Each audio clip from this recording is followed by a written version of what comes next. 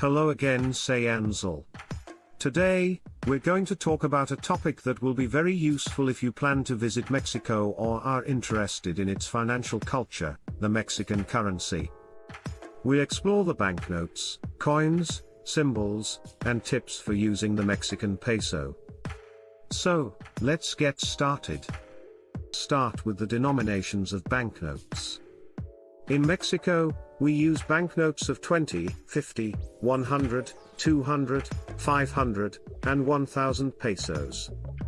I'll show you images of each of them to get you familiar with coins. In addition to banknotes, we have a range of coins in circulation. These include coins of 5, 10, 20, and 50 centavos, as well as coins of 1, 2, 5, 10, and 20 pesos. Here are some images of these coins. Symbols and abbreviations. It's important to remember that the symbol for the Mexican peso is dollar. However, this same symbol is used for the US dollar. To avoid confusion, you may sometimes see the abbreviation MN or MXN used to refer to the Mexican peso.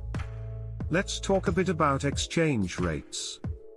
As of the information I have, in September 2021, the average exchange rate was approximately 20 Mexican pesos per $1 US.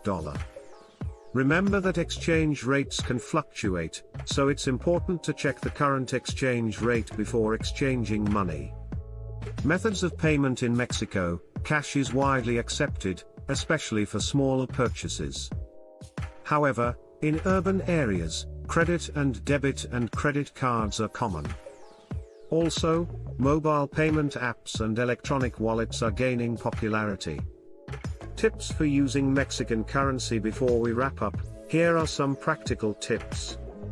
Always check banknotes to make sure they're not counterfeit, carry banknotes of smaller denominations for convenience, and stay informed about the current exchange rate when changing money. Conclusion. In summary, the Mexican currency, the peso, is a fundamental part of life in Mexico. By knowing the denominations, symbols, and payment methods, you'll be better prepared to enjoy your stay in this beautiful country. Questions and answers. I hope you found this information helpful.